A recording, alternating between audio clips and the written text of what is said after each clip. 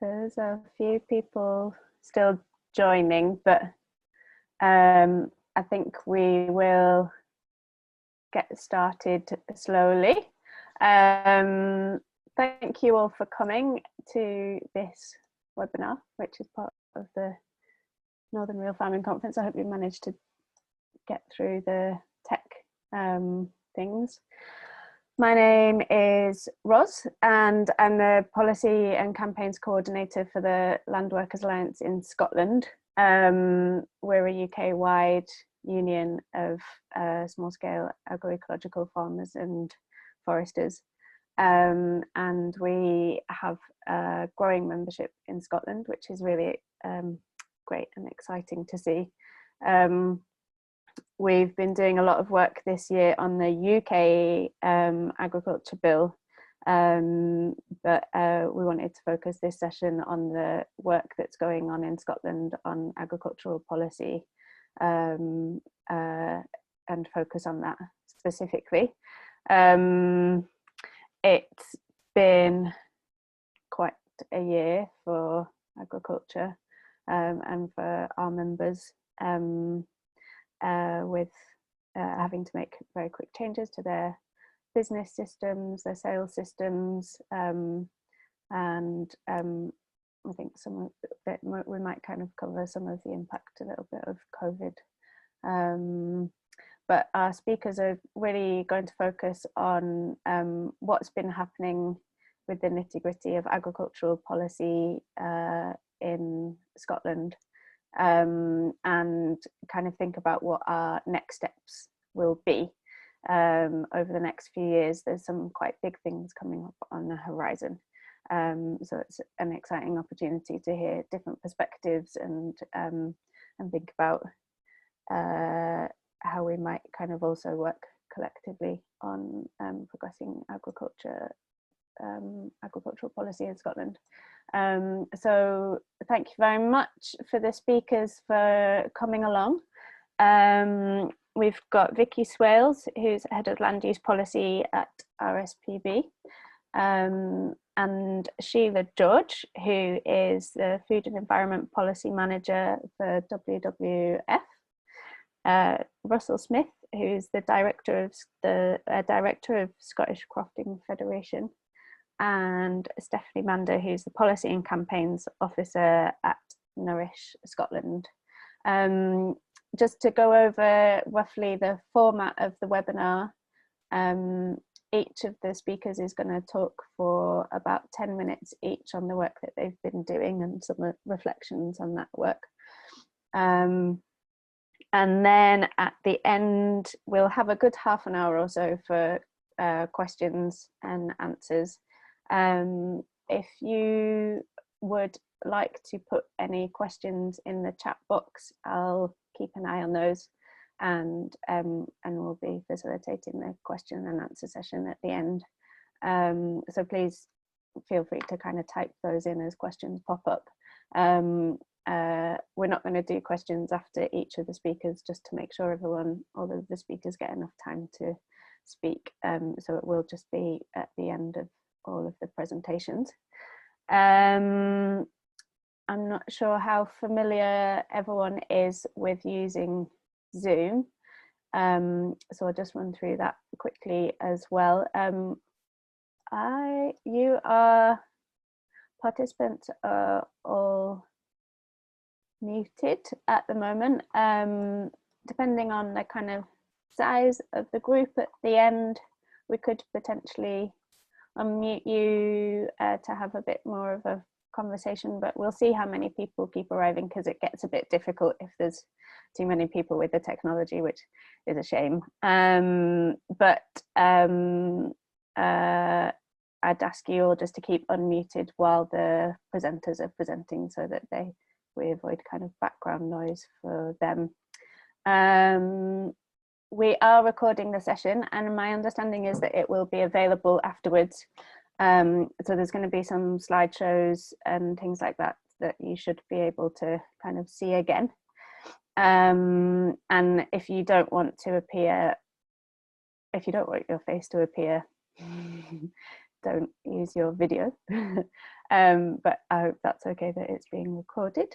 And yeah, we will be using the chat box to keep going, so that you should be able to find that on the bottom on the bottom panel of your Zoom screen. There is also a chat function in Quiquo, but we won't be using that, just to be clear about which chat box we're using. We're using the one in Zoom, not in Quiquo. If you're chatting in Quiquo, I'm not going to be watching that, I'm really sorry. But yes, and it'd be really nice to hear now from people who you are and where you're from, whether you live in Scotland or from anywhere else in the UK or the world, and just what your interest is in coming along to the session.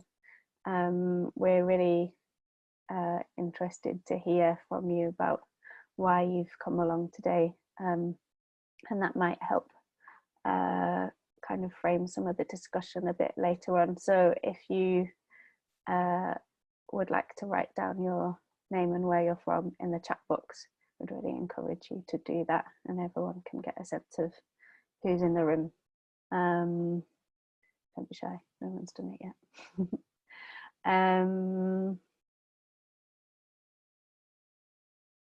Okay, I think that's everything. So without further ado, I'm going to hand over to Vicki. She's going to talk to us for 10 minutes or so about the work that RSPB have been doing on the Scottish Ag Bill and wider work as well. Thanks very much, Ros. It's great to be here. As Ros says, I'm Vicki Swales. I work for RSPB Scotland, where I'm head of land use policy and closely involved in working on agriculture policy issues. So I'm just going to share my screen, hopefully, and you just give me a second.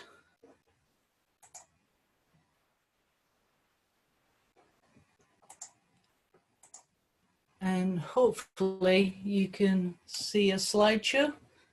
Does that look okay, Ros? Yeah? Great. I'll take silence as a positive. So what I want to do is have a look at how we move from the CAP in a kind of post-Brexit environment to a new rural policy in Scotland, one which we think could be better designed to deliver a range of outputs which are in the public interest. And I've had lots of conversations over the years with lots of people about visions and goals for agriculture in Scotland and more broadly.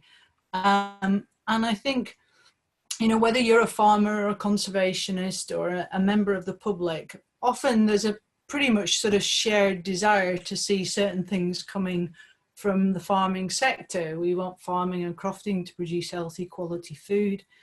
And particularly now in the face of loss of wildlife and tackling climate change, there's a big job to be done there. We want to see farming protecting the natural resources of soil, air and water that farming depends on, and providing good jobs and livelihoods for farmers and crofters and other workers in rural areas and in the food sector. And ultimately contributing to a diverse rural economy and helping to sustain communities. And what often differs, I think, is how best we achieve that, what we need to put in place to make it happen. And I think behind a vision like this, it's quite clear that there's some pretty big challenges we've got to address. And obviously, from an environmental perspective and an environmental organisation, focusing in on that, some pretty big challenges, some big imperatives to deal with. We know that globally and domestically, agriculture, our farming systems and practices are a driver of environmental change, and particularly around biodiversity loss and what we might think of as twin challenges of biodiversity loss on the one hand and greenhouse gas emissions and climate change on the other hand. We also know there are problems in relation to water pollution arising from agriculture, from nitrates and chemicals and pesticides, Maybe our soils aren't in the condition that they should be. We've got problems of erosion and degradation and compaction, and we've lost some of our landscape diversity and character over the years. But of course, agriculture is also part and parcel of what creates some of the environmental values that we have and creates habitats for species. And there's lots of issues we need to address. It's not just problems for farming, for the environment either. We also know that currently we're in a situation where the system we've got isn't really working that well for farmers either. This graph just shows farm business income going back to 2009-10 up to 14-15, and we've now got later figures for that. But farm business incomes are still lower now than they were in 2009-10. There's lots of factors behind that in terms of price volatility and rising input costs. But if you look at that bottom blue line, we know that the majority of farmers are not profitable without support and without subsidy going into the system. And there's lots of market challenges and lots of market failures, but obviously in the face of Brexit and uncertain trading arrangements, there's some further challenges as we look ahead.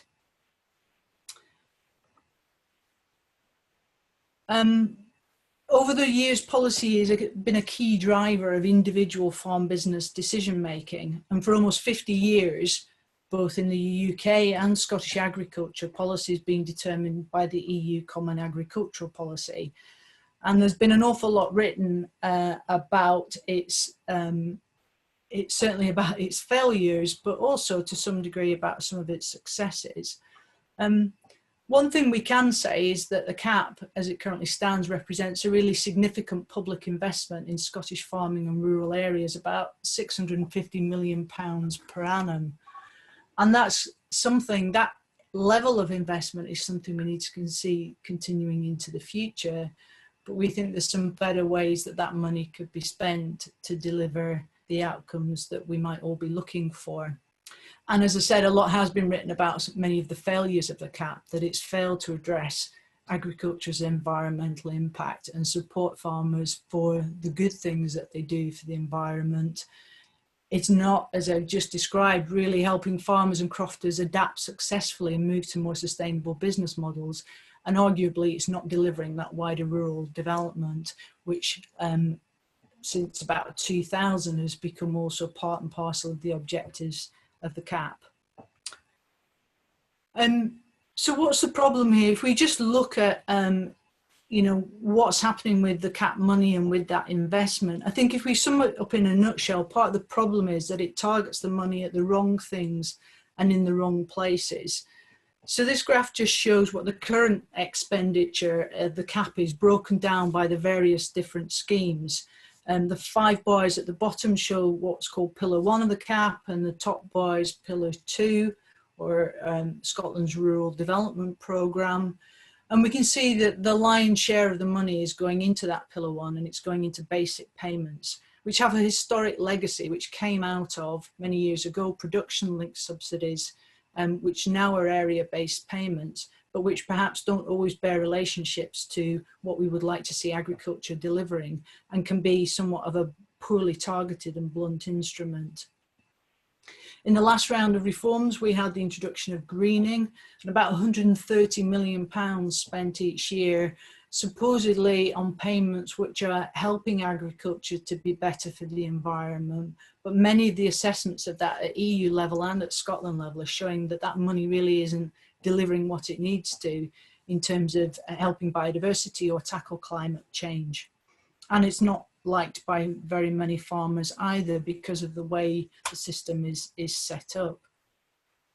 So Pillar 1's a problem in terms of delivering the outcomes we want, but even if we look at what's called Pillar 2 in the Rural Development Programme, there are aspects of that, like LFAS, the Less Favoured Area Support Scheme, which a big chunk of money goes into, about £65 million per annum. But that's supposedly to support farming and crofting in the more disadvantaged areas. But even there, some of that money is distributed in such a way that it's supporting the less disadvantaged parts of the less favoured area, the marginal farming areas of Scotland. Just to illustrate that a bit more, this table comes from a report which was produced by the Highlands and Islands Agriculture Support Group. And it breaks down, it looks at the Highlands and Islands, which are particularly important in environmental terms, a very large share of high nature value farming, but also with some of the most socioeconomically disadvantaged areas. And you might expect that more of the CAP was making the public investment in these places, arguably, that need it most and have a great deal to deliver. But if we just look at that in terms of the breakdown of the different parts of the Highland and Island region, and then look at that rest of Scotland, we can see that only 16% of that Pillar 1 money is going into the Highlands and Islands. They fare slightly better in relation to that Pillar 2 money, but still only get about 38%. And so overall, 21% of the overall CAP budget is going to the Highlands and Islands compared to the rest of Scotland, which gets that lion's share. So it feels to us like there's something fundamentally wrong there. The most agriculturally advantaged areas, the best land, where there are more market opportunities, and arguably where there are some of the biggest environmental problems and greenhouse gas emissions, are getting more support from the CAP than the areas which arguably have more to offer. So what can we do about this? And we have an opportunity now to think about future policy in Scotland. And so RSPB, as part of Scottish Environment Link, the sort of umbrella organisation for environmental organisations in Scotland, after the referendum, the EU referendum, produced a paper called Renewing Scotland's Rural Areas and came up with a proposition for how we could move to a new rural policy. And in that, we included and set out what we saw as three main components of support that were needed going forward. Funding to support the delivery of public goods. Those are the things that farming can produce in environmental terms, and helping our climate, improving water quality, all those things, but which aren't supported by the market. You and I can't go out and pay farmers to deliver skylarks or lots of other sort of public goods. So that was for us a big component of that support. We also said that we need support to facilitate change through things like capital grants and investments to help farmers adapt and develop their businesses. And wrapped around that, investments in what we called supporting activities, things like advice and training to help farmers, crofters and other land managers move forward. So just to look at that in a bit more detail and break it down a bit more, this is essentially those three components. On the left-hand side, the public goods, two types of those: non-competitive schemes, which will be universally available to farmers, underpinned by a sustainable land management payment system, support for specific types of farming. By that we mean organic farming or high nature value farming, and above that, further environmental measures for habitat restoration and recreation, and a capital investment fund. And then on the right hand side, those two vertical columns, the facilitating change, including support for things like collaboration and cooperation amongst farmers, and a farm and rural investment fund. And then measures particularly important like advisory and planning services underpinning and being the supporting changes that farming and crofting needed. And the whole thing that pulls that together is that access to those schemes and payments will be, a requirement will be to have a whole farm, a holding level plan. And everybody, of course, to be compliant with existing regulation in relation to the environment or animal welfare or food safety. This is just indicative, but if you think back to how the money's currently spent under this link proposal, then we're suggesting that it could break down, if you take that same broad pot of money into these different schemes, with the lion's share going into those public money for public goods type payments at the bottom, and those supporting another systems and services around it. And again, this is just indicative. So one of the key things is that we can't change overnight. Nobody would expect to introduce a new system. It's not practically feasible, and farmers need time to adapt and develop and adjust to changes. So this is a transition proposing that we start immediately. We need to start soon, the clock is ticking, but we move through so that by 2028, we've completely transitioned to a new system of payments. That means phasing out gradually direct payments, and in the first few years freeing up money by doing that for some pilot schemes to be able to test and develop new approaches and new schemes for supporting farmers, and gradually moving into some of those public good measures and providing more advice, which needs to start from the beginning, and some of those capital investments that we could make in agriculture. Obviously it would need economic analysis and modelling to really develop that further, but that's our broad proposition. And finally then, you know, what would be the benefits of doing that? Well, going back to that vision at the beginning, we see a wide-ranging set of benefits which could emerge from a very different way of spending public money in Scotland, supporting agriculture and wider rural areas. More profitable, sustainable, diversified businesses with creating jobs and income streams, our wildlife and landscapes protected, as reducing greenhouse gas emissions. And ultimately, taxpayers' money spent more transparently and effectively to produce the goods and services that we all depend on and we all benefit from. Thank you. And I will stop sharing my screen. Thanks, Vicki.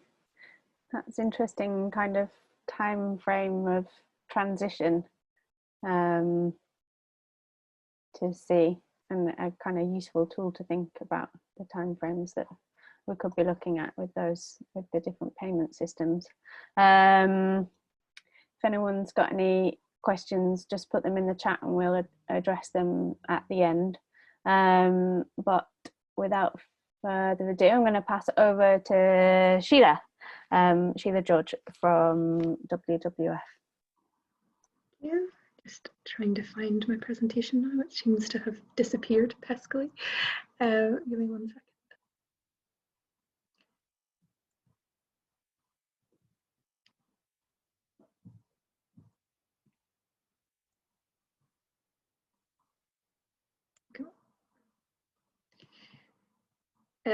I'm going to give you a little bit of a whistle-stop tour of just the rest of the policy context surrounding land use and agriculture in Scotland at the minute, some of the challenges and opportunities as we see them, and where gaps remain in terms of trajectory and where we're going next.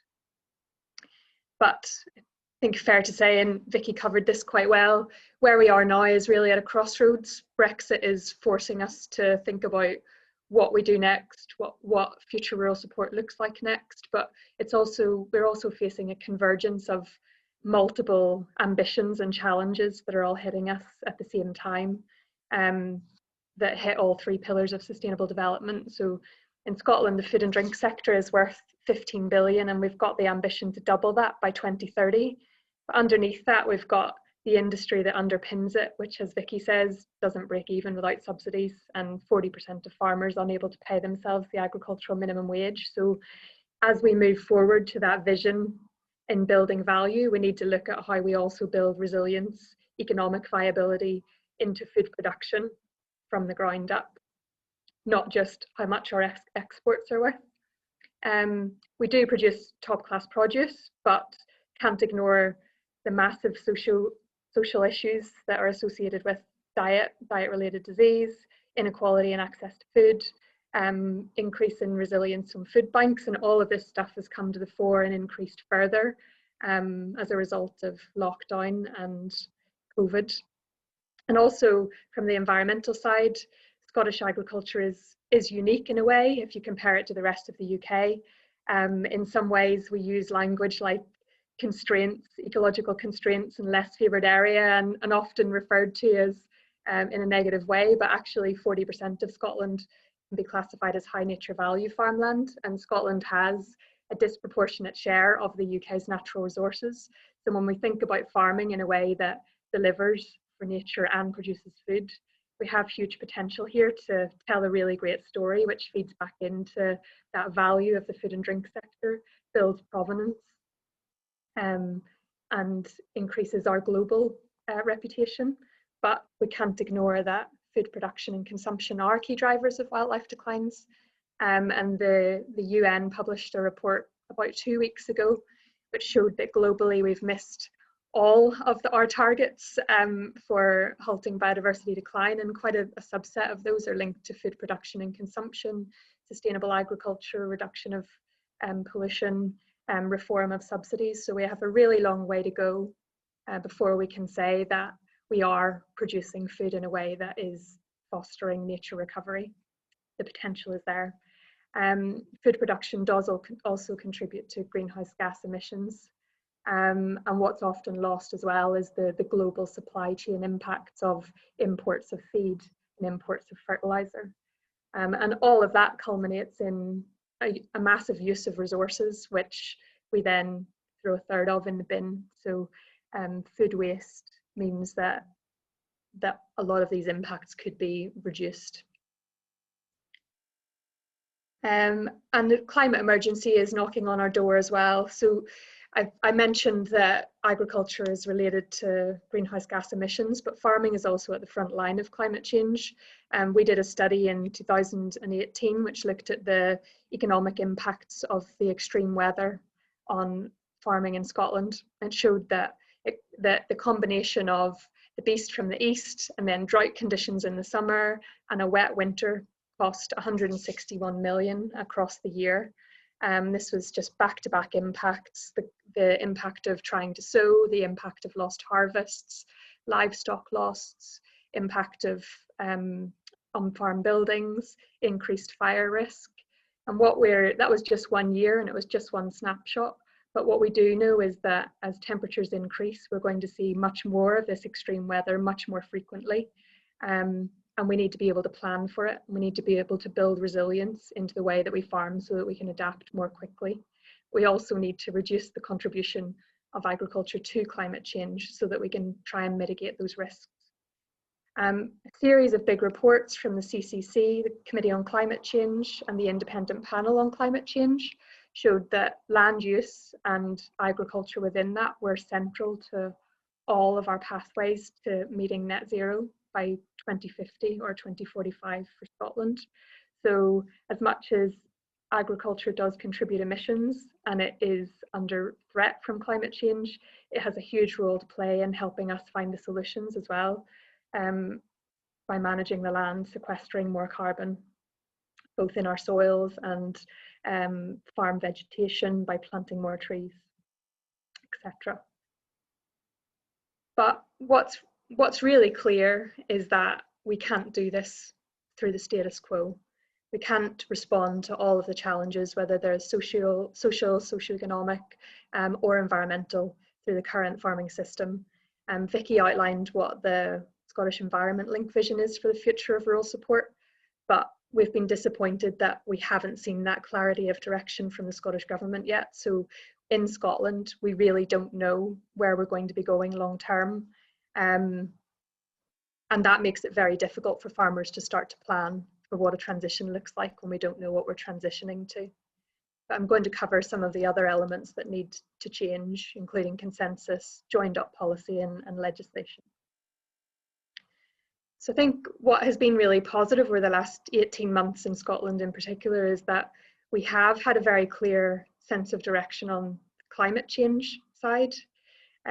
So we've had legally binding climate targets. We have a very clear signal that we want to meet net zero by 2045, interim and long-term targets to support that.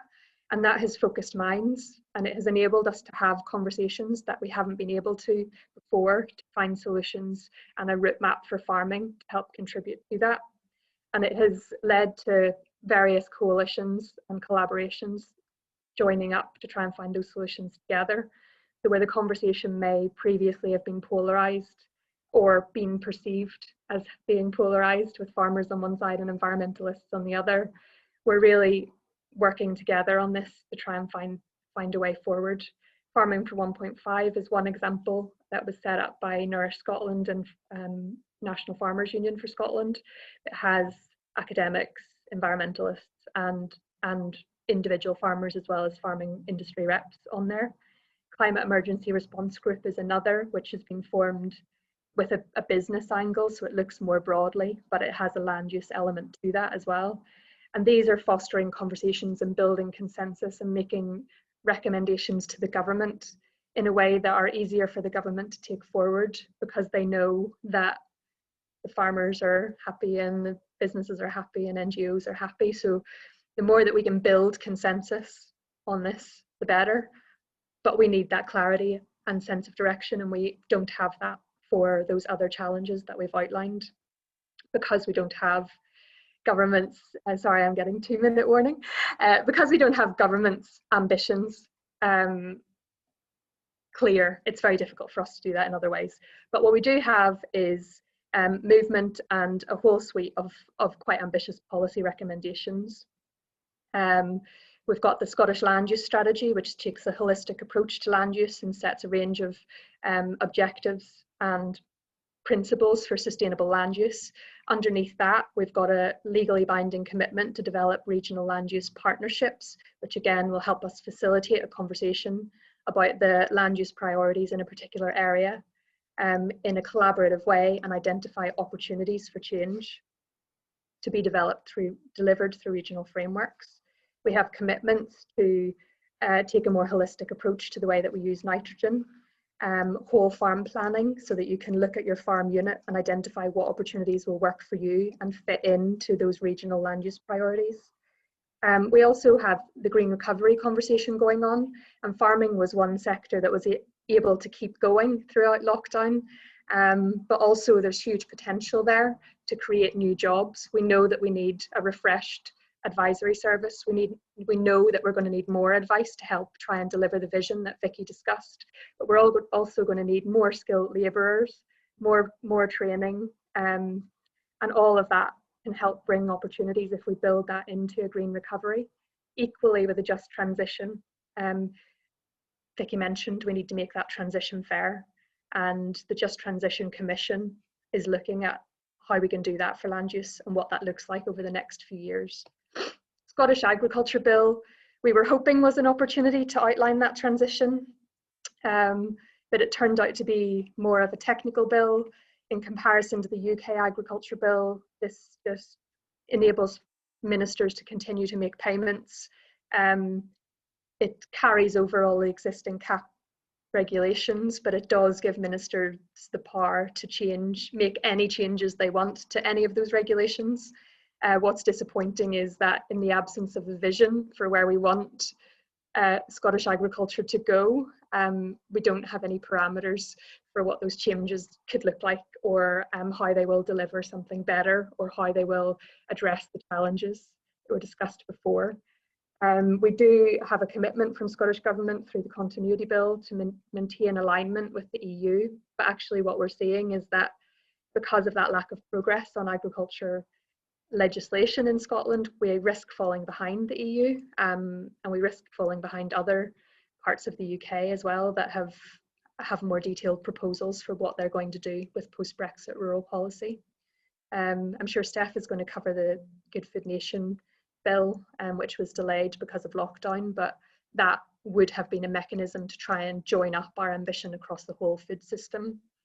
And again, at risk of repeating myself, the trade bills and the internal markets bill that are coming from the UK, it's very difficult for Scotland to resist any potentially harmful things that might come from that without having a real clear sense of direction of what it wants to achieve in Scotland for Scottish farmers. So we know that potential trade deals and the internal markets approach to standards might undermine Scotland's ambition to maintain high environmental standards. We need a common agreement on those environmental standards across the UK so that farmers aren't penalised for maintaining the standards that we currently have, or at a competitive disadvantage due to trade deals. I'm just going to stop there because I think I'm out of time.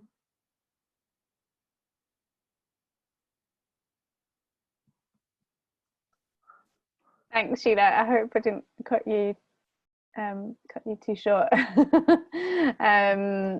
And hopefully we can cover some of those things in more detail in the Q&A section. We've got some questions coming in that are specific to that, so to some of the things that you and Vicki have talked about so far, so that's really good. And yeah, thank you for outlining some of the key policy areas. I'm going to pass over to Russell now, who's going to talk specifically about the role of crofting and what's kind of happening with this, with the crofting work specifically at the moment, and where that might be going in the next few years, and yeah, I guess how that links with agriculture as a whole in Scotland. I'm going to try and share my screen and do pictures while Russell's talking, so I hope that works okay. But Russell, you get going while I fiddle around looking for the screen. Thank you, Rose. Can everyone hear me okay? Is that working? Yeah, see some nods. Right, I'll say a little bit about what crofting is, because some people might not know that. Many of you will, but bear with me. I will do a little bit on why crofting should be supported and should continue to exist. Then there'll be a little bit on specifically crofting schemes. The other presenters have talked about some of the national ones, but there are things specifically for crofting. And then I'll go on to what I think is the focus for the next few years. Right, so crofting, as some of you will know, some of you may not, but it is a tenure system which is unique to Scotland. And it was set up around about the 1890s to protect the tenants, because landlords were, moving tenants around and throwing them off the land. And basically what it said then, and still does, is that if you pay your rent, if you work the land, if you live on or near the croft, then you're entitled to absolute security of tenure. You're entitled to a fair rent. You can do family assignations. You can move the croft on to someone yourself. And if you do leave, you get recompensed for the improvements that you've made. Now, since the 1960s, you've been able to buy your croft, so the bits about rents and tenancies and, it's no longer applies to some users, but you still are bound by the regulations that you've got to work your croft, you've got to live on or near it, and that is not only protects, was originally set up to protect the tenants, but what is now kind of morphed into is it actually protects the land, because you have to work it and you have to live on or near it. So you cannot, in theory, be an absentee, and you cannot let your croft go to rack and ruin. So we have a system, which I say is unique to Scotland, which protects the land and protects the people who work it. And this is all overseen by a quasi-government body called the Crofting Commission, who are supposed to regulate it. Now, why is crofting still relevant? Now we're in the 2020s, 130 odd years after it was set up. But we do produce food. We produce good quality food, mainly store lambs and cattle, which go south for finishing. What crofting does very well is retain population in remote areas. It does work. If you look all around the world, there's very few things which do manage to retain population in remote areas. Crofting continues to build on community. It originally forced people to work together because one of the features of crofting is common grazings. As it says, everyone in the township put their animals up in the hill together, so you had to work together to get them back in and to manage them. It has, if you think back those of us who remember back to 2000 and odds and foot and mouth, what crofting, what the Highlands and Islands did was provide a disease-free reservoir breeding stock, which went south to repopulate, you know, the areas that needed it. And crofting generally is a very high nature value farming. We've talked, previous speakers talked about that, but it is an extensive system. There is, one of the questions I think was about, one of the comments in chat was about fertilizers, and I don't put out any fertilizer because we don't need to. We have an extensive system. It's the sheep are in permanent grass and on heather. So it's low input. And the other environmental benefit, perhaps you have a lot of small units side by side, each of which are managed in slightly different ways, which gives you biodiversity that you don't get with big units. And I think there's a Gaelic word called duchas, if I pronounced it correctly, which is the connection of the people to the land. So it's not just about ownership of the land, it's about the heritage and the culture as well. And it's been summed up by the expression, you know, you don't own the land owns you. So we are trying to look after the land, to be stewards of it for future generations, and to protect it. If we go on, there are some crofting specific schemes which are there at the moment, which are important, as other speakers have said. You know, crofting especially, farming in general, but crofting especially, is not financially viable by itself. Therefore, you need some sort of support. And if you think the benefits of rural population, food production, etc., are worth having, then you need to support it. So LFAS, and Vicki talked about, that's very important for our members because we are less favoured, and we are truly less favoured, not like some of the more or less favoured areas, or more favoured, less favoured areas. There's also a scheme called CAGS, Crofting Agricultural Grant Scheme, which gives you up to 60% grants for fixed improvements to your croft. So it's not things like tractors and things you can move about, but if you are improving the croft itself, then you can get support for that. And there is also a crofting house grant scheme where people who are crofters can get support to either build a new house or to improve an old one. And again, that is, it keeps people in the crofting areas, in the remote areas. So if we come on to, not really a manifesto, but what we would like to see and what's important for the future, for crofting particularly, we want to see more crofts brought back into use. And that's working with the Crofting Commission. There, as I say, you're in, if your croft is derelict or if you're not living on it, then you're going against the requirements of crofting. And the Crofting Commission, in theory, can ask you to put in a tenant if you're an owner, or can take your tenancy away if you're a tenant. We don't do very much of this because it's a very time-consuming and labour-intensive thing to do, but they do some, which is more than we used to. So, yeah, let's get the existing crofts back into use, and let's create new crofts where we can.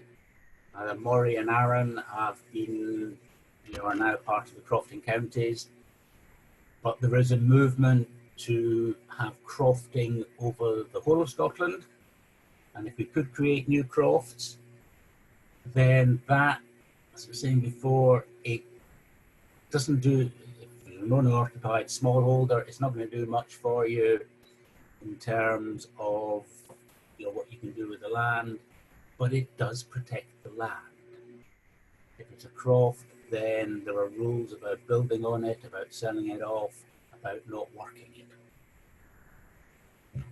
So that's one thing. Crofting law is very complicated and has developed since 1890 or 1880, whenever it was, and it needs tidied up. There was supposed to be a bill in this Parliament, but that's not going to happen because of Brexit stuff, so there will be in the next Parliament, we hope. Various support schemes, the post-Brexit, we need to concentrate on, and the crofting angles to this would be the replacement to Belfast, which should have been in 2 or 3 years ago and was abandoned. But we're looking at something like an areas of natural constraint system, which would favour the areas which really need it. We're also always concerned with common grazings. Crofting townships generally share a large area of hill ground. That tends to get forgotten about in schemes, and it's kind of added on, and the scheme never really worked properly for it. But that's important. There's tens of thousands of acres there which should be being used better. There's a National Development Plan for crofting, which is supposed to be out in September. So the Scottish Government have 2 days left to do that. We await that with bated breath. The local food is something we've always been concentrating on. And abattoirs, local abattoirs, mobile abattoirs, we've been looking at this for more than 20 years. That's a vital part. If you want more local food, you need that. We have the Scottish Crofting Produce Mark to try and help people who are selling directly from the croft. And just to finish up, the one thing which, certainly in the Highlands and Islands, which overhangs all the debates on food production, on land use, on farming and agriculture and crofting, is land ownership. And while we have large numbers of big estates run by absentees, then you're never going to get the food production, you're never going to get the people. If you can have people from Denmark coming in, buying huge amounts of land and arbitrarily, and you're unilaterally deciding what to do with it without consulting the people who live there, then life will be more difficult. If you've got the Duke of Westminster who can ignore 10,000 acres, whereas John Angus Mackay next door has to live on his croft, on his 10 acres, and has to farm it, then again we've got an imbalance. So plenty there to work on, but yeah, I mean, I think there's a lot we agree on in what's been said, and I will leave it there. Thank you.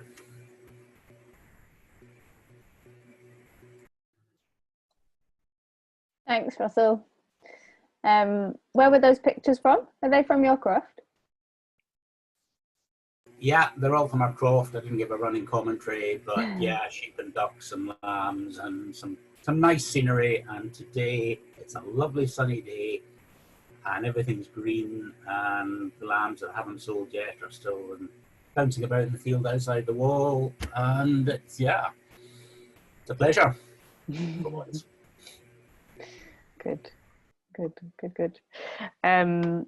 Thank you for giving us that overview. It's really interesting to think about how crofting fits in. And we've got some questions on that. One more speaker, and then we'll have a chance for everyone to grill everybody and get a bit more detail on what we've been talking about so far.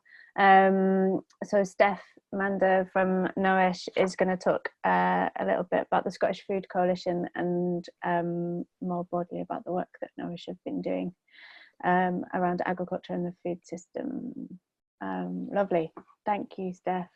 Thank you very much, Roz, and to all the previous speakers. So I'm going to shift the focus onto more of a discussion on food. So my presentation is on the need for policy coherence across the food system. And I'm Stephanie Mander from Nourish Scotland. So Nourish Scotland, we're right here in the very middle. We are a small charity focused particularly on issues of food justice.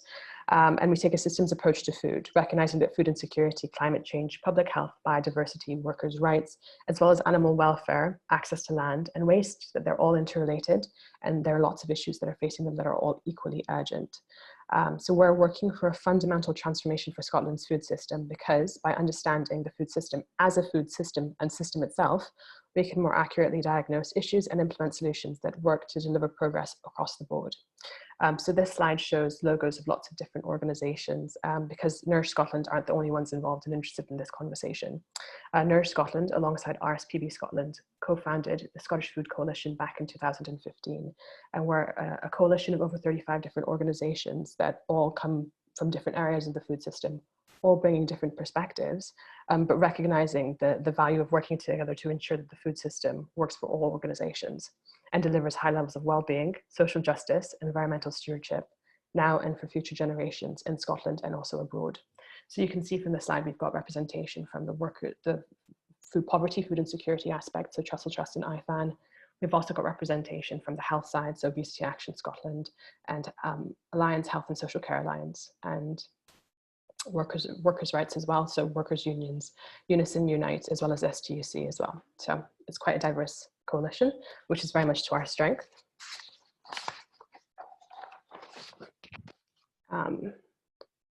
This slide is focusing more on the disconnect between food and agriculture policy. So currently, food policy is fragmented, with different government departments creating separate and sometimes contradictory strategies according to diverse policy goals.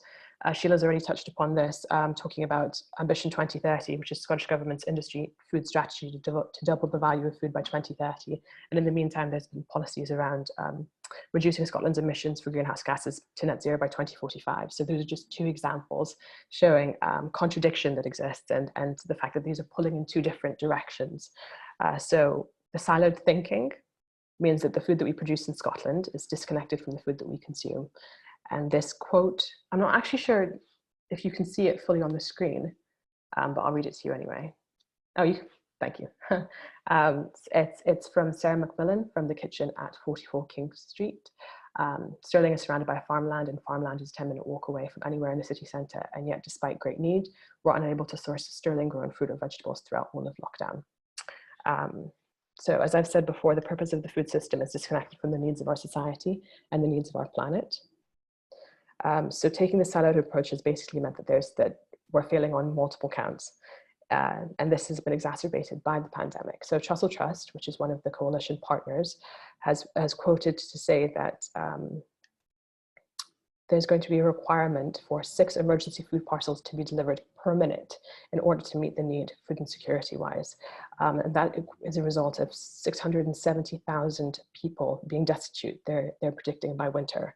And destitution here is being defined as not able to afford housing, energy, or food. And that's actually up from 1,000 parcels per day reported to be delivered, and that's back in January this year. So that's pre-COVID. So yes, and we know that people who work in the food and drink industry are some of the most likely to be facing insecure job conditions and 0 hours working contracts. During the pandemic, the workers in the hospitality sector have taken the biggest economic hit, with the highest proportion of furloughed staff and the expected redundancies than any other profession. Additionally, they are very much at risk, with workers in food production and retail sectors having suffered some of the highest death rates from COVID-19. Currently, the food system itself is making people sick. Even before the pandemic, poor diet was responsible for 1 in 7 deaths in the UK. That's 90,000 a year. That's just slightly below smoking, which is 95,000 a year. In the context of COVID-19, we know that obese people are 150% more likely to be admitted to intensive care with COVID-19, and severely obese people are 300% more likely. And type 2 diabetes, as we've seen, people who have it to be 81% more likely to die from the virus. And we've already mentioned, other speakers have mentioned, the vast quantities of food that's wasted. In Scotland alone, that's 988,000 tonnes per year. And our production methods are obviously having a major impact on the climate, wildlife, soils, air, and water, which has been touched upon by previous speakers a little bit more. So at the moment, food system governance. So currently, the government, public bodies, local authorities, the state those in orange circles here, are taking a very siloed approach to food policy and trying to address these issues very independently, and that's obviously leading to an unsuccessful way forward. Businesses, those represented in green circles, have significant influence on the way that food is produced, how it's marketed and sold, and communities in red circles here are picking up the slack of the system. In essence, there's a lot of burden on them to be trying to meet the food insecurity needs of these different communities, for example, with more and more food banks popping up. And the output of this system currently is very much centered on economic goals, and we have a situation where the majority of food that's being produced isn't produced with the intention of meeting nutritional needs, nor with care for the environment as a central cause. So the human right to food, which is protected in international law, recognizes the interconnected nature of the food system, and that addressing single issues will not affect the scale of change that is needed. So right to food recognizes that the responsibility sits with the government, public bodies, local authorities, the state, to work across all the different sectors and departments to actively govern the food system. That includes regulating businesses, those in the green circles, and that very importantly, that this responsibility doesn't fall to the communities to be mitigating the big problems that are facing the food systems. And importantly, it also defines the purpose of the food system. In other words, what it should be delivering. Everyone's fundamental human rights means that food is accessible both financially as well as geographically, a universal right. And that food is nutritious as well as safe to eat and available with dignity, so not available via food banks.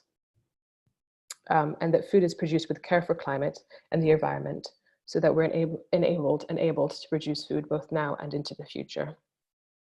Importantly, workers' rights are a part of that aspect as well. Their access to land as well as fair compensation and safe working conditions are part and parcel of the right to food as well. So, as Vicki's already said, we recognize that this won't happen overnight. And what the right to food does is put responsibility on the state to progress us towards this output, using their available resources to make sure that we don't take any steps back. The right to food provides us with a standard to hold the state accountable to and to challenge them if policy or legislation moves us further away from realizing this vision.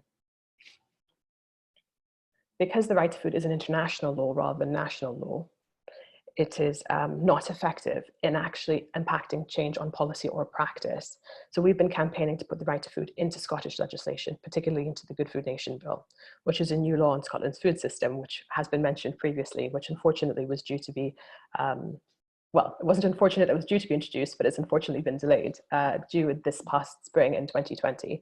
But because of COVID-19 and the decision to prioritize COVID-19 legislation, it's been delayed indefinitely. The Scottish Government has announced that they will be developing a statement of policy on food, which I'll discuss in my further slides. But just at this moment, I'm going to have a quick look at England's food strategy to see what it is that we can learn from them within the Scottish context. So England food strategy, which was published in summer, so just in, I think it was July 2020. And it's an interim food strategy in response to COVID-19 and Brexit. It focuses on two main things: support for children experiencing food insecurity and the maintaining of food standards after the Brexit transition period. In its own words, it talks about addressing the worst cracks in the British food system that have appeared because of the pandemic. There's been quite a lot of criticism that the measures that have been put forward in the national strategy don't go far enough.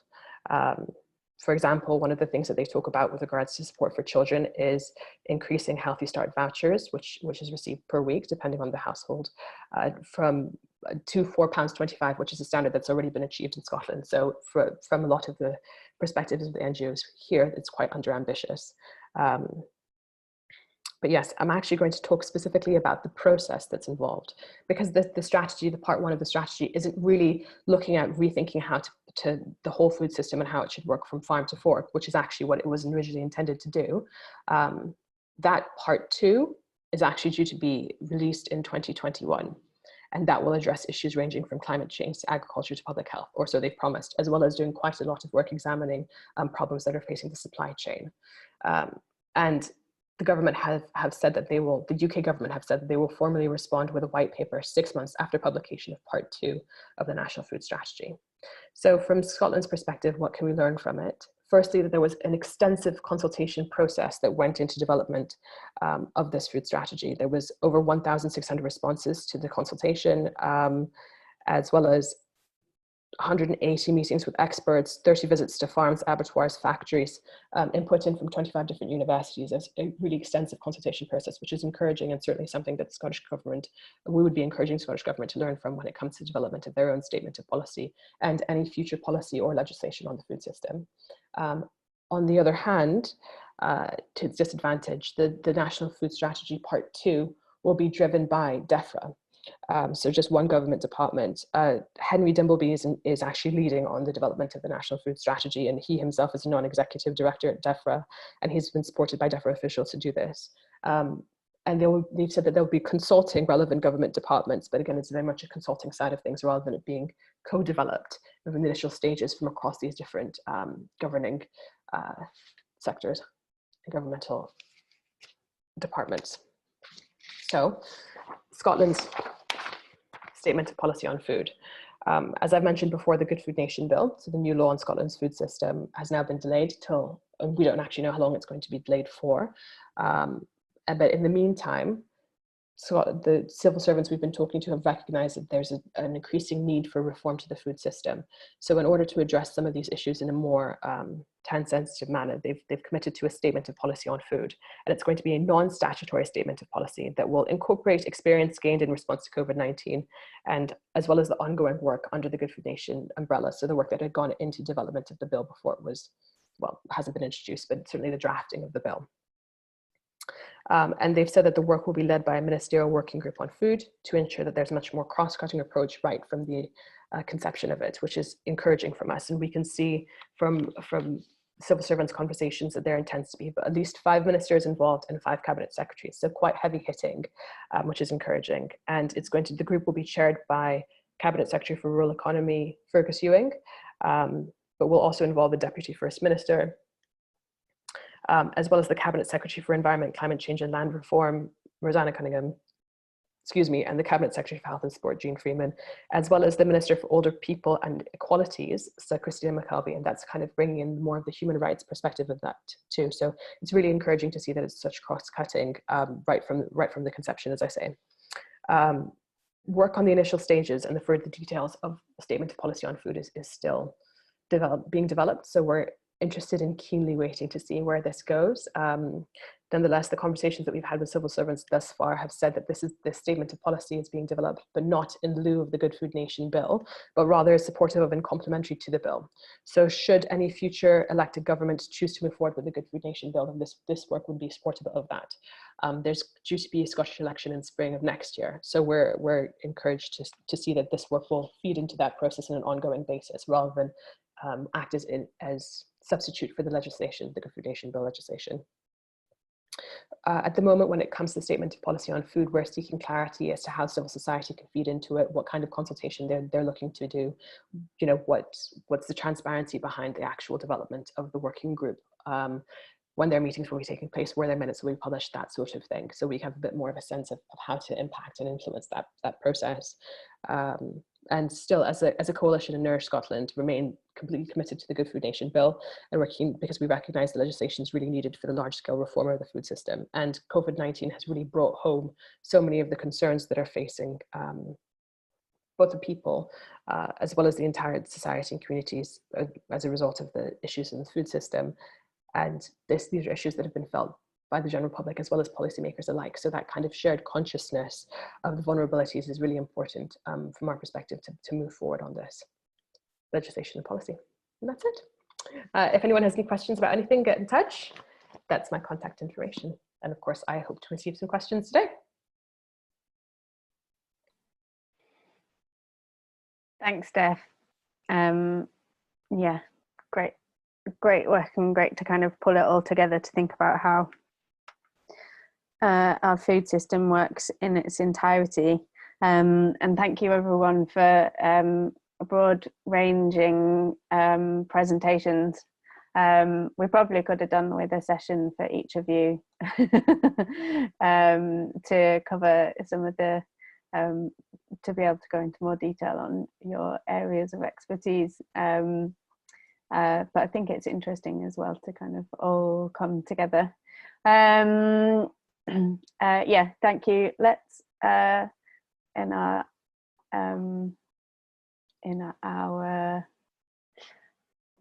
non-video places, give everyone a quick round of applause for their talks with your mute buttons on, off, with your mute buttons. Thank you. I love it when people know how to do the hand clapping thing in Zoom. Anyway, yes, thank you for the presenters. We've got quite a few questions, and I'm going to try and bunch some of them together and put them to the speakers to answer. There's some kind of specific technical stuff and then more kind of analysis of where we're going.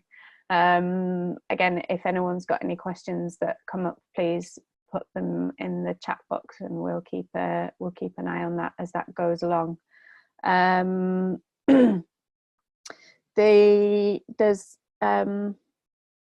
There's ones from Louisa Muir and Cara Gillespie that I thought I'd ask first. You've all kind of outlined some of the changes that you would like to see with agricultural policy going forward. But is there any political will for these changes at the moment? And what might actually happen in terms of how things might go forward? And specifically, Vicki, did you get any feedback from policymakers about that transition timeline that you suggested? Do you think that's a kind of timeline that might actually happen and roll out in terms of how the basic payments system changes? Whoever wants to go first, go for it. And great, yeah, Russell. Yeah, I mean, what do I think will change? And I suspect as little as possible. I think from the Scottish Government's perspective, they've spent large amounts of money in a computer system, which they have eventually got working after a fashion. And I think that they're going to want to stick to something very similar to what we've got at the moment. I think that's a shame. I think Belfast has to go, and it will be replaced by something like areas of natural constraint. But the rest of it, well, you know, I suspect not a lot. And what does change will be phased in over a long period. I think that's a shame, but that would be my view.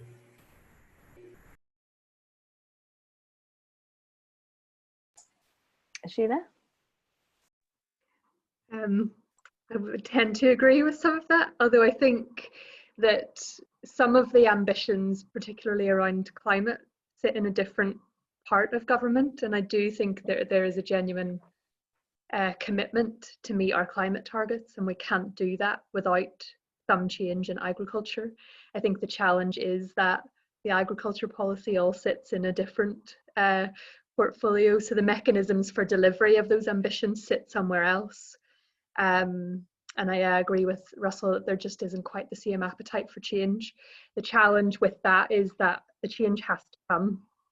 As we've all said, the status quo it doesn't work, and it doesn't work really under any of the metrics that you measure it against. So the longer that change is delayed, the more painful it's going to be when it does happen. And that's why I think all of us are really clear that we need to start a transition sooner rather than later, because we've got, if you look at the 2030 climate targets as an example, if we don't start transitioning to a new policy as is currently outlined until about 2026, we're more than halfway there. And agriculture does have a role to play in meeting that, and that includes reducing emissions. It might include some changes to different production models. Same with addressing biodiversity crisis, same with responding to green recovery, and all of the other challenges that Brexit is going to bring in terms of farm labour and trade and production and exports and all sorts of things. So change it has to happen. It isn't really a choice government can make, but there isn't an appetite to do that right now.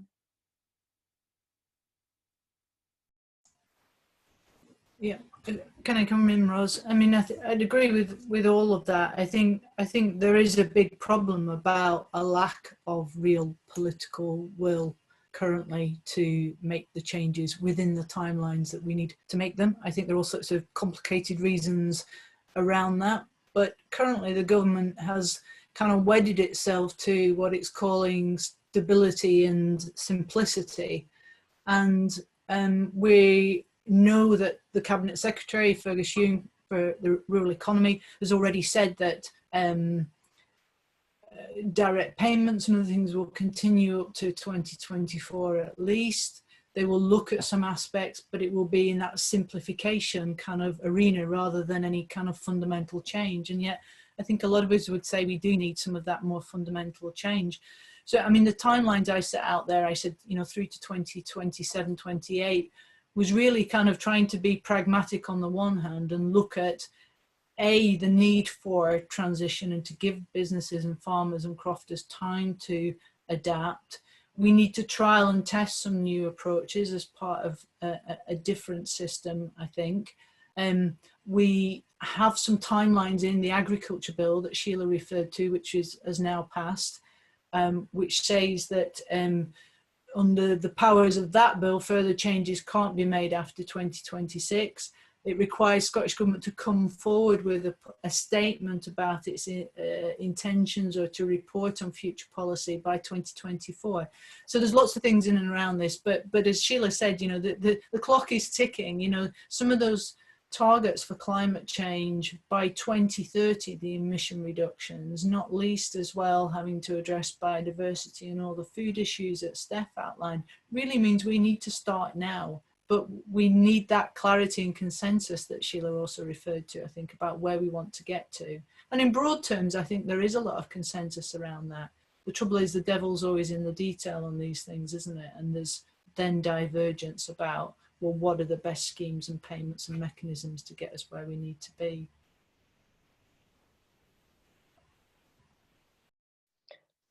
Just to finish off with some chat about food, it's difficult to say one way or the other, is my sense, just because there's been so much inconsistency with regards to, well, there shouldn't be inconsistency with regards to coming through with promises Scottish Government's made with the Good Food Nation bill. There's been so many delays and we've been set back so many times, and it's been downgraded from a commitment to legislation to statement of policy and so on. So it's I suppose in that regard, it's quite discouraging. But that being said, because it's been such an ongoing process, there seems to be more opposition party support for it and more frustration, would be my sense, in Parliament when they're having conversations around, well, how is this still a topic that keeps coming up? How have we not had conversations around the Good Food Nation bill and movement there?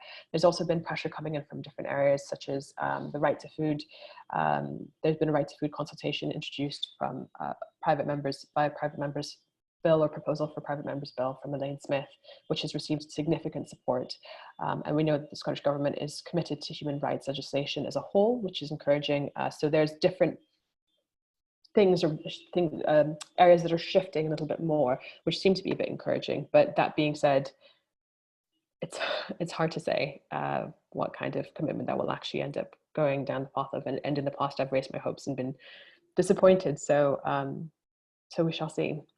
That, I suppose, my final somewhat positive note, we recently had a conversation with some of the manifesto drafters for the SNP, who've said, when we talked about the Good Food Nation bill, their response was, oh, well, you're one of many that have been saying that we need a Good Food Nation bill coming in. So that's encouraging, at least to see that conversation is more and more common.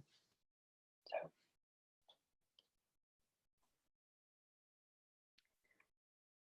Thanks.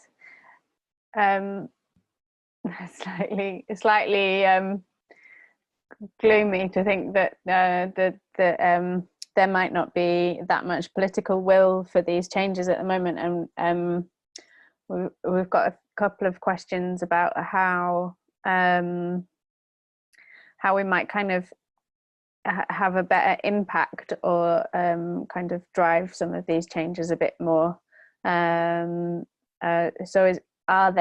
Are there mechanisms? This is from Katie Maloney, or Malone.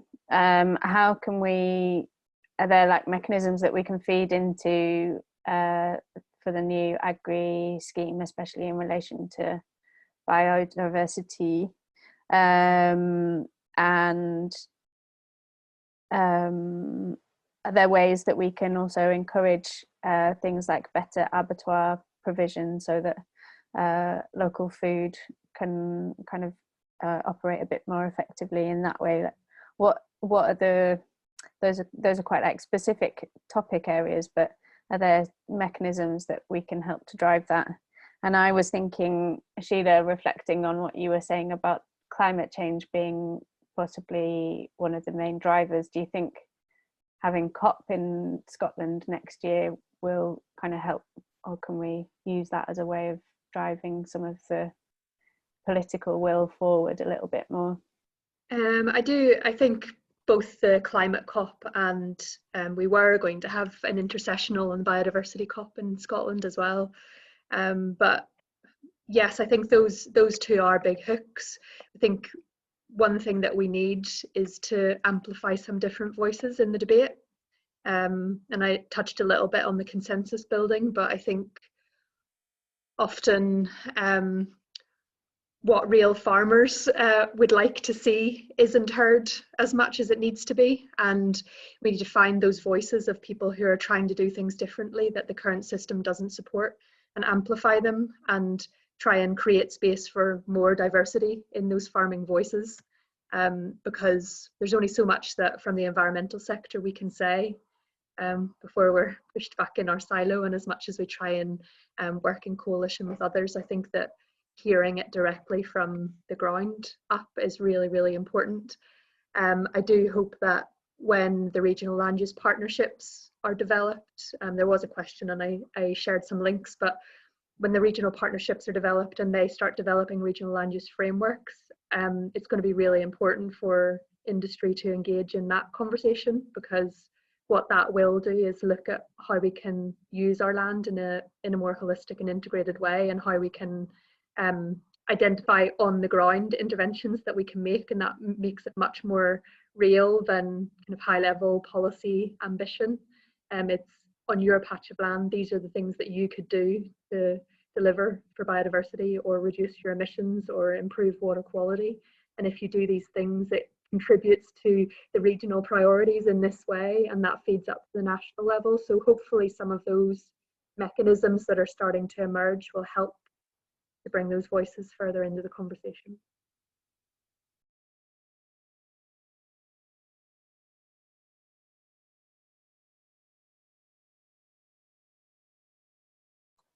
My mute unmute button's really sticky.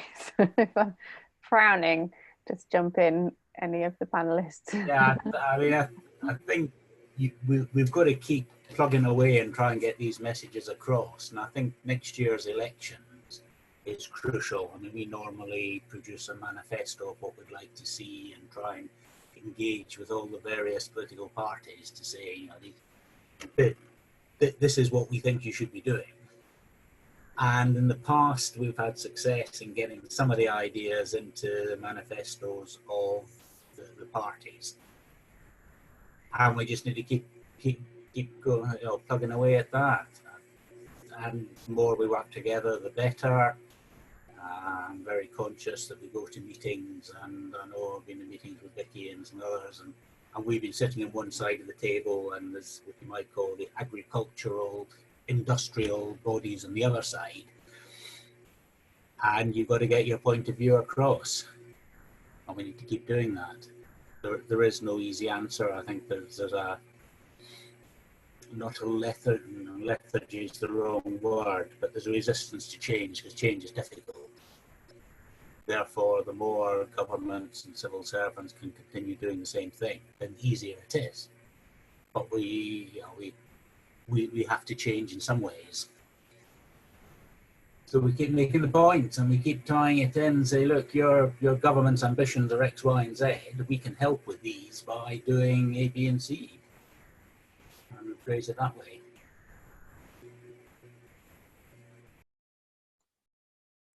I think all of that's right, and I think the thing about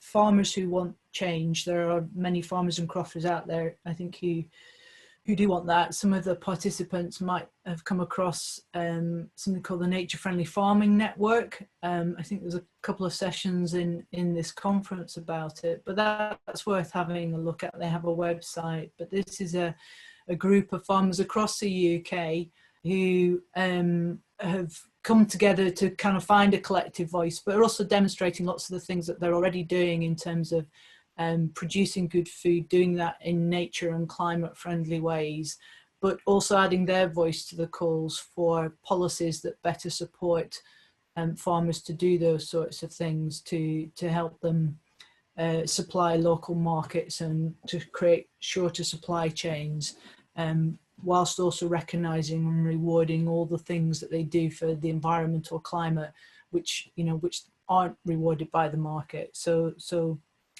I think the more voices into this, absolutely, the better.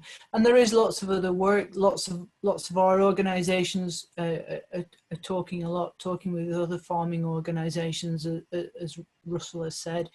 But there's also work going on by what is now Nature Scots, or Scottish Natural Heritage, looking around. There's some questions about sort of environmental schemes and how we develop and move on from those and put something better in place in future.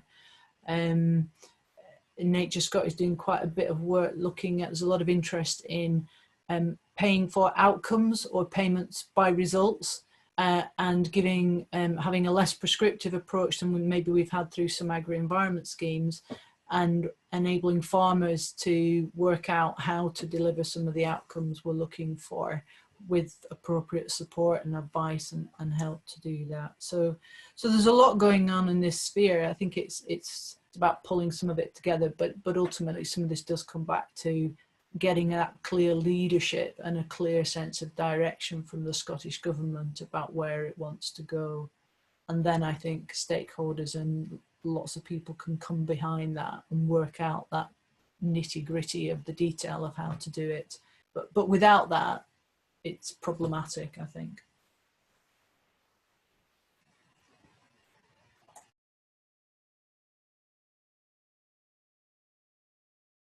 You're still muted, Steph. Sorry, the classic mute unmute of the Zoom world. I don't particularly have much to add beyond what the speakers have already said. I received a question in the chat box talking about how to make sure that the businesses don't have disproportionate influence on government and public bodies, and how do you kind of make sure that those other voices are being amplified and being heard. So in response to that, that's a big part of our work, is trying to make sure that we're gathering those voices from the grassroots side of things and reflecting that back when we're having the conversations on with policymakers and civil servants, and just trying to consistently emphasize that the purpose of the food system should not be to ultimately deliver purely on economic goals, but that there's so much more that the food system should be delivering upon it, including the very basic need of providing nutrition for the people in Scotland.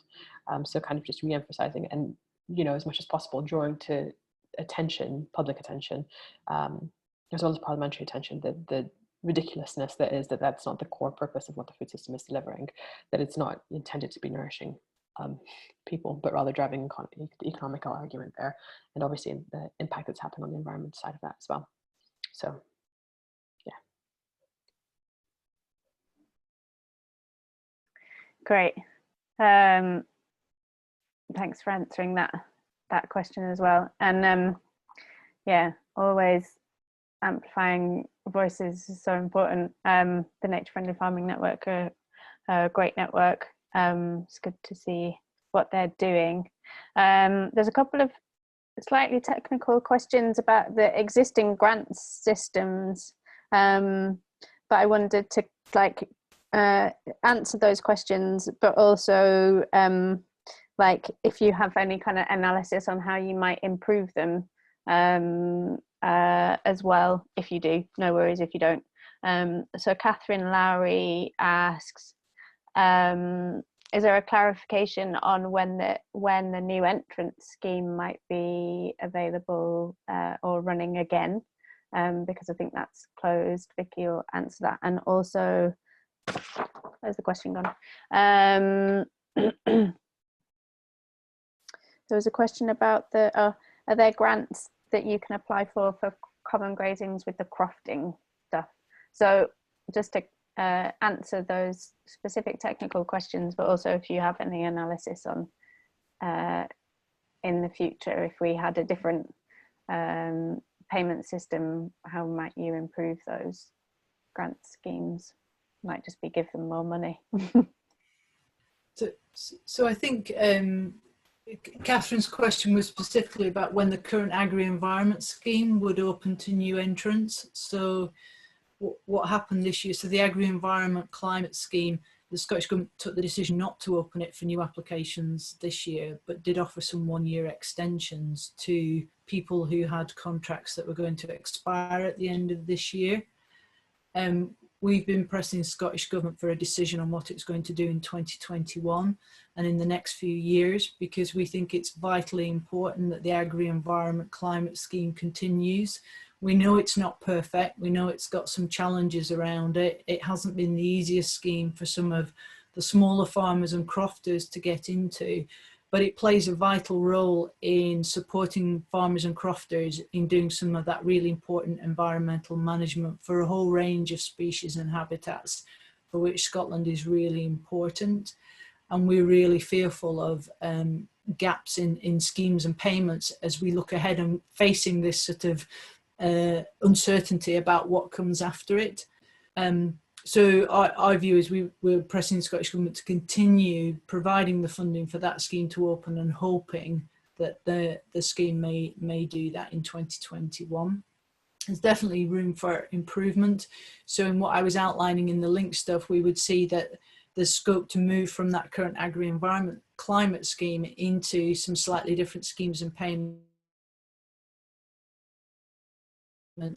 starting with almost sustainable land management payment through to some of what we might think of as higher tier payments, which are paying for things like habitat restoration and recreation and for some of the rare and priority species. And also, as I mentioned, the work that Nature Scot were doing, thinking about how you move from this very prescriptive approach of you must do this by this date and when, because we know the natural environment isn't quite like that. And actually you move more to saying, well, actually, what are the results we're trying to achieve, and focusing the payments more around the delivery of those results and giving farmers some input into how that happens. There's a mention about LEADER and other things. All of the rural development programme schemes, apart from AICS, this government has signalled is continuing in 2021, including forestry grants, as I understand it. I think including some LEADER support, but I'll be corrected on that if I'm wrong. And certainly some of the other aspects of that pillar too. So, but it's after that that we just don't know what comes next, and some uncertainty going forward. But Russell might have a better view on the common grazings question. I think that, as he said in speaking, there is an issue around common grazings and getting proper sort of environmental and other support for the management of those collectively managed areas. Yeah, if I can come in on that, I mean, the answer is yes, there are grants for common grazings if things need to be done. But the major problems with them is really lack of use, because it's quite difficult that people and crofters, like myself, are getting older. People don't use the common grazings as much as they used to. So if you've got a township of maybe 20 crofts, then say if a couple of people are using the common grazings, then that makes it difficult for those two people to use them, because if they've got to gather the sheep from however many thousand acres, if there's only 2 of you doing it, it becomes very difficult. If there's 10 of you doing it with well-trained dogs, it's fairly straightforward. But as 2 people and a couple of quad bikes and a dog and a boy is going to find it difficult. Therefore, you use it less. Therefore, those 2 people, one of them gives up. And then it becomes even more difficult. The other problem is with absenteeism with common grazings, because you need to get agreement to do anything and to spend money. And if you've got an absentee crofter, are they going to commit to actually spending money when they're not using anything? So there's a lot of things wrapped up in this, and basically we need schemes which make it easy for common grazings to access the schemes so that they can bring them back into use. But forestry, there are grants for forestries as well, and a lot of common grazings now have areas of forestry on them, which again is, you know, if it's the right sort of trees, that's good use on land that wouldn't be used for anything else. And it helps the crofters which are using them, because it puts in fences, which makes gathering easier.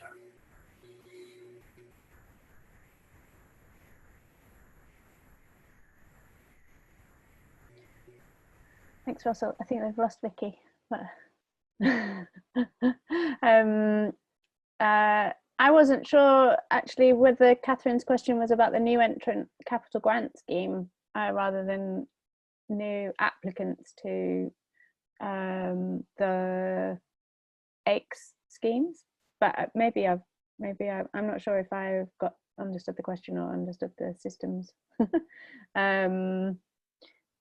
Sheila, or it was because it was, I think it, well, it's difficult when Catherine can't clarify, but I think it is because the agri-environment scheme was closed to new entrants. So I think the question is about when it will reopen to new entrants, and we don't have that clarity, but we have been asking those questions.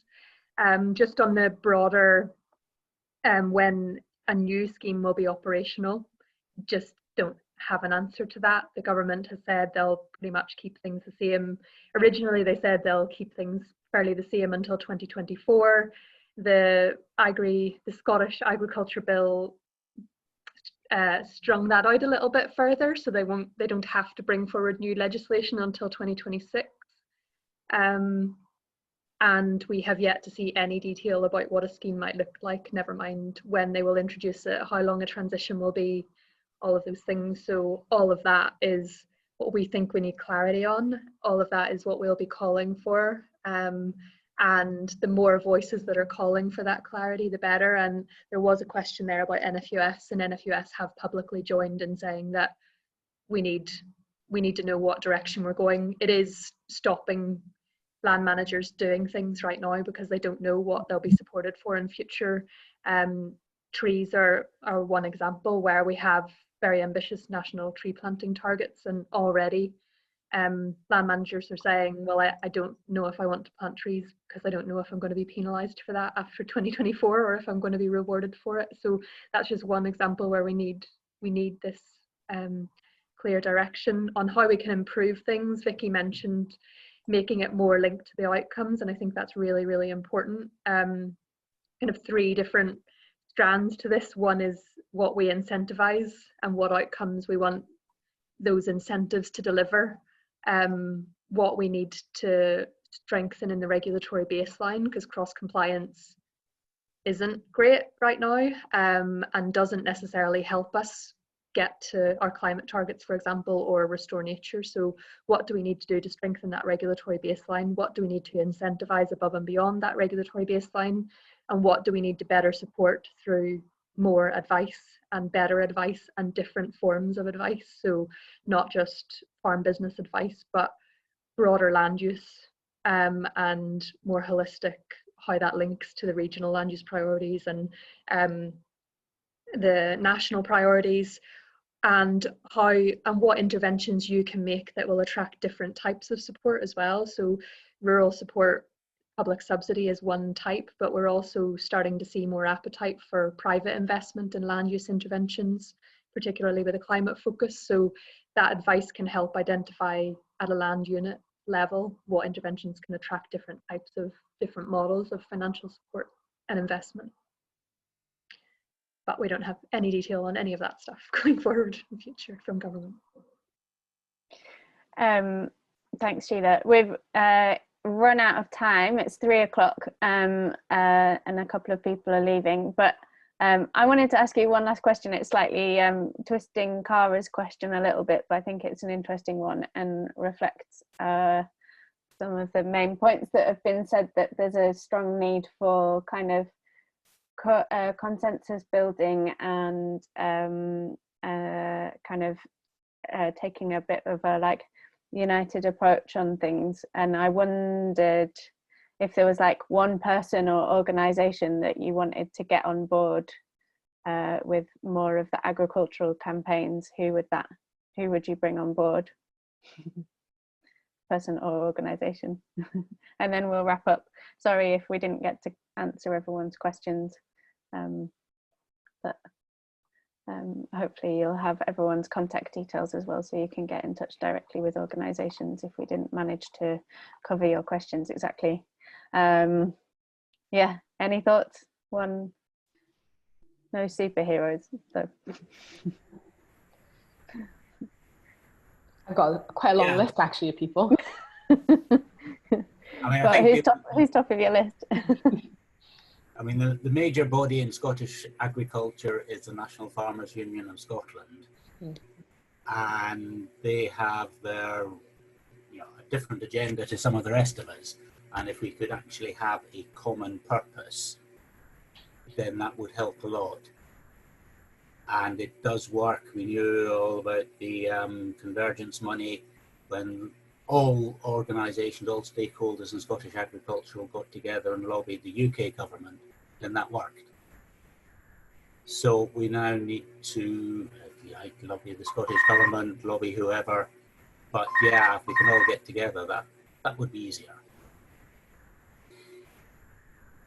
I think probably my answer would go back to the question that was posed to me. The more that we can get industry on board with the conversation we have, I think that's got quite a lot of power. So Scotland Food and Drink, possibly, if they were more in line with the things that we were asking for the Good Food Nation bill, then I think that would wield quite a lot of power. And I think that the more that the government could see, actually a lot of businesses are really interested in taking that sort of more best practice approach, there would be significantly more pressure to move that along. So that would be my sense. I think we need a Greta Thunberg-esque movement behind it. That's what helped with public mobilisation, really helped on the climate side. And that's what government can't ignore that, especially as Russell said, we're going into an election year for Scotland in May, and they will listen if there are enough voices. So it comes back to that, getting enough people to ask for the same thing. And the detail might differ, but if we're all asking for clarity and movement and progress, then we can argue about the detail later. Yeah, great. Yeah, and more farmers. I think I really liked the point that like raising the stories of the farmers that are really trying to make a difference, and what support would mean to them to enable them to make more of a difference. Like, so showing the examples is really inspiring, and hopefully not expiring, inspiring. Okay, thank you everyone. Thanks everyone for coming, and thanks to the speakers for your time. I hope that's been useful. Hopefully we can carry on working together to push forwards. Yeah, and please get in touch with speakers' organisations directly if you want to follow on with the conversations. Great. Thank you, Rose. Thank you very much, everyone. Out into the sunshine. Bye. Bye-bye.